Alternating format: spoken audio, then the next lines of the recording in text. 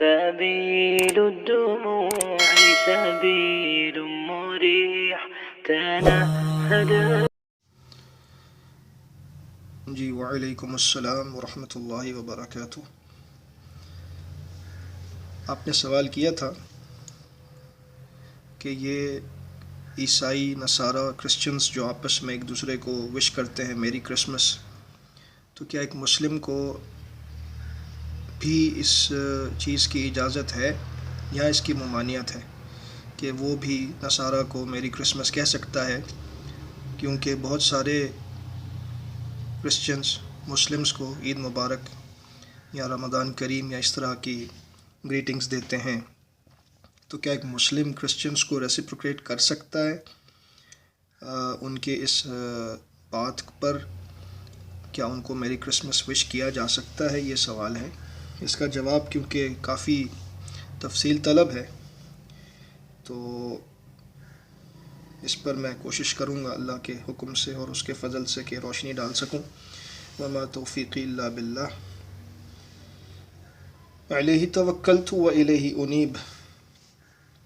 سب سے پہلی بات تو یہ ہے کہ مسلم چاہے دنیا کے کسی بھی حصے میں رہتا ہو، اگر وہ بعمل مسلم ہے تو وہ اپنے دین کے معاملات میں کبھی بھی کمپرومائز نہیں کر سکتا، نہ اس کو کرنا چاہیے، کیونکہ اللہ رب العزت نے واضح طور پر ڈکلیئر کر دیا ہے سورہ کافرون کے اندر، اعوذ باللہ السمیع العلیم من الشیطان الرجیم من ہمزہ ونفخہ ونفثہ، لکم دینکم ولی دین، تمہارے لیے تمہارا دین، میرے لیے میرا دین. دین کے معاملے میں سمجھوتا نہیں ہے، کمپرومائز نہیں ہے. دنیاوی معاملات میں ہم ایک دوسرے کے ساتھ معاملات کر سکتے ہیں، لیکن دین کے معاملات میں گیو اینڈ ٹیک نہیں ہے کہ میں تمہیں کچھ اس معاملے میں تمہارے ساتھ کوئی تعاون کر سکتا ہوں دین کے معاملے کے اندر، اور تم سے دین کے معاملے میں تعاون اس طرح سے مانگوں کہ جس چیز کو تم حق سمجھتے ہو اسے میں باطل سمجھتا ہوں، جس چیز کو تم اپنا ایمان سمجھتے ہو اسے میں کفر سمجھتا ہوں، تو میں تمہارا ساتھ دے دوں دین کے معاملے میں. تو یہ ایسا ہی ہے کہ جیسے میں بھی تمہارے کفر میں شامل ہو گیا. لیکن یہ صرف میری بات نہیں ہے، قرآن مجید اس چیز سے الحمدللہ ہماری رہنمائی کرتا ہے سلسلے میں بڑے ہی واضح الفاظ میں. میں پہلے ان آیات کو آپ کے سامنے پیش کرتا ہوں جہاں پر اللہ رب العزت نے یہود و نصارہ کے ساتھ ہمارے تعلق کے بارے میں بتایا ہے کہ وہ کیسا ہونا چاہیے. فرمایا وَأَنِحْكُمْ بَيْنَهُمْ بِمَا أَنزَلَ اللَّهُ، یہ سورہ مائدہ کی آیت نمبر 49 ہے. سورہ مائدہ دا ٹیبل سپریڈ 49. اور اے رسول صلی اللہ علیہ وسلم، آپ ان کے درمیان فیصلہ کیجئے اس وحی کی روشنی میں جو ہم نے آپ پر نازل کی ہے، اللہ نے آپ پر نازل کی ہے. کن کے درمیان؟ نصارہ، یہود. جب ان میں ڈسپیوٹ ہو جاتے مدینہ میں تو نبی صلی اللہ علیہ وسلم being the head of state, آپ پر یہ اللہ کی طرف سے حکم تھا کہ جب ان میں کوئی مسئلہ آ جائے، کوئی لڑائی جھگڑا ہو جائے تو ان کے درمیان جب آپ فیصلہ کریں گے تو قرآن کی روشنی میں کریں گے. وَلَا تَتَّبِعْ أَهْوَاءَهُمْ، اور آپ ان کی خواہشات کی پیروی مت کیجیے گا. خواہشات سے مراد کیا ہے؟ یہود و نصارہ نے اپنی کتابوں کو تبدیل کر دیا تھا، ان میں بہت زیادہ سمجھ لیجئے کہ ایسی باتوں کو انہوں نے حذف کر دیا تھا جو ان کی خواہشات نفسانی کے خلاف تھیں، اور اس کی جگہ ایسی باتوں کو لکھا تھا یا لکھوایا تھا کہ جو ان کے لیے آسان تھا جن پر عمل کرنا. اور پھر اللہ رب العزت نے فرمایا کہ آپ ان کی خواہشات کی پیروی نہ کیجیے گا. وَاحْذَرْهُمْ أَن يَفْتِنُوكَ عَن بَعْضِ مَا أَنزَلَ اللَّهُ إِلَيْكَ، اور آپ ان سے ہوشیار رہیے گا کہ کہیں یہ آپ کو قرآن سے پھیر نہ دیں، آپ کو قرآن سے دور نہ کر دیں جو ہم نے نازل کیا ہے، کہیں اس کو آپ کے لیے اس پر عمل کرنا مشکل نہ بنا دیں کہ آپ ان کو خوش کرنے کے لیے ان کی خواہشات کی پیروی کرنے لگ جائیں. ایسا ہرگز نہ کیجیے گا. یہ آیت بالکل کلیئر ہے اس موضوع کے اوپر کہ کچھ لوگ جو یو ایس میں یا یورپ میں رہتے ہیں تو وہ کہتے ہیں کہ جی وہ ہمیں گریٹ کرتے ہیں تو ہم انہیں گریٹ کرتے ہیں تاکہ ہم ان کے ساتھ اچھے تعلقات رکھ سکیں، دنیاوی طور پر آپ کو کوئی پابند نہیں کیا اسلام نے کہ آپ ایسا نہ کریں، لیکن دینی امور کے اندر آپ ان کی خواہشات کی پیروی کریں کہ ان کو خوش کرنے کے لیے آپ اللہ کو ناراض کریں، اور ناراض کیسا کریں؟ بڑی عجیب بات ہے۔ میں کہتا ہوں کیا کوئی مسلم کسی عیسائی کو شراب پلانے کو پسند کرے گا کہ اس کو شراب کا جام بھر کے دے گا، یا اس کے ہاتھ میں اس کو شراب کا جام بھر کر دے اور خود اپنے ہاتھ میں ایک شراب کا جام رکھے اور پھر شراب پیے نا، لیکن اس سے کہے بس میں تمہارے ساتھ چیئرز کروں گا، جو ان کا ایک انداز ہے، شراب کے دو گلاس آپس میں وہ ٹکراتے ہیں۔ تو کیا کوئی مسلم یہ کر سکتا ہے کہ وہ عیسائی کو خوش کرنے کے لیے، یہ چیئرز کرنے کے لیے اس کے ساتھ صرف یہ کام کرے؟ میں نہیں سمجھتا کہ کوئی بھی باعمل یا غیرت مند مسلم ایسا کرے گا۔ شراب سے تو وہ بہت دور رہے گا، سوائے اس کے کہ جو ہمارے ہاں بھی ایسے لوگ موجود ہیں جو ایسے کام کر جاتے ہیں، اللہ ان کو ہدایت دے۔ میں ان کی بات نہیں کر رہا، میں ایک پریکٹیکل مسلم کی بات کر رہا ہوں۔ دوسری بات، تو شراب پلانے کے معاملے میں یا اس کو خوش کرنے کے معاملے میں جہاں ہم اتنے محتاط رہیں گے، تو آپ کو معلوم ہے کہ شراب پینا پلانا یہ ساری چیزیں کبیرہ گناہوں میں سے ہیں، لیکن میری کرسمس کہنا کیا چیز ہے یہ آپ کو معلوم نہیں ہے۔ کرسمس دراصل دو الفاظ کا مرکب ہے، کرائسٹ میس، یعنی کہ عیسیٰ علیہ الصلاۃ والسلام جن کو ہم اللہ کا رسول، اللہ کا نبی مانتے ہیں، بغیر باپ کے پیدا ہونے والا، اللہ تعالیٰ کی طرف سے ایک نشانی ان کو ہم مانتے ہیں۔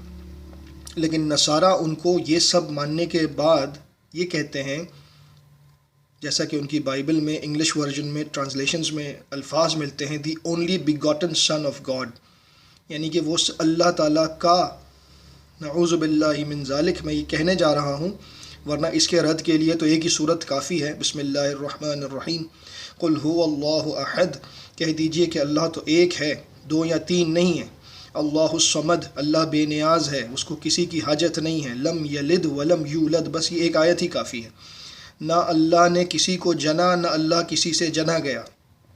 کرسمس کہنا اس دن کے متعلق یہ عیسائیوں کا ایک دوسرے کو مبارکباد دینے کا انداز ہے، میری کرسمس کہنا، کہ نعوذ باللہ من ذالک، اللہ تعالیٰ نے ایک بیٹا جنا، اس بیٹے کو دنیا میں بھیجا انسانی صورت میں، اور پھر اس بیٹے کو بھیجا، جو اس بیٹے کو اللہ کا بیٹا مانے گا وہی اللہ کو مانتا ہے، اور اللہ اس کے گناہوں کو معاف کر دے گا، کیونکہ اللہ تعالیٰ نے دنیا بھر کے انسانوں کے گناہوں کا بوجھ اپنے اس بیٹے پر ڈلوایا، اس کو سولی پر چڑھوایا، اور وہ شدید تکالیف اٹھا کر پھر اس کی روح کو اللہ نے اپنے پاس بلایا، اور اب وہ نعوذ باللہ من ذالک اللہ کے عرش پر اس کی دائیں طرف بیٹھا ہوا ہے۔ یہ ہے میری کرسمس کے پیچھے کانسیپٹ۔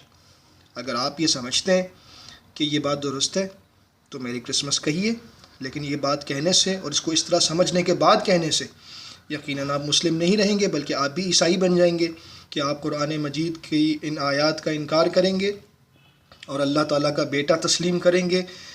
ایسا کام ہے یہ، شراب پلانا تو بہت یقیناً ایک بڑا گناہ ہے، لیکن اس کے مقابلے میں اللہ تعالیٰ کا بیٹا تصور کرنا یہ ایک ایسا جرم ہے جس کے بارے میں اللہ رب العزت نے سورہ مریم میں، جو قرآن مجید میں ہے، خصوصاً سورہ مریم، اس لیے میں ذکر کر رہا ہوں کیونکہ عیسیٰ علیہ الصلاۃ والسلام کی والدہ کا نام مریم ہے، جن کو بائبل میں انگلش ورژنز میں دا ورجن میری کہا جاتا ہے۔ تو سورہ مریم کی آیات میں اللہ رب العزت نے فرمایا کہ لقد جئتم شیئا ادا، یقیناً تم لوگوں نے ایک بہت ہی بری بات کہی۔ وہ کیا بات تھی؟ وَقَالُوا اتَّخَذَ الرَّحْمَنُ وَلَدًا، وہ یہ کہا کرتے تھے کہ رحمان نے بیٹا جنا ہے۔ اس جملے کے بارے میں اللہ رب العزت نے فرمایا تَكَادُ السَّمَاوَاتُ يَتَفَطَّرْنَ، یہ اتنا برا جملہ ہے کہ اللہ نے فرمایا اس کی قباحت کی وجہ سے قریب ہے کہ آسمان پھٹ جائیں۔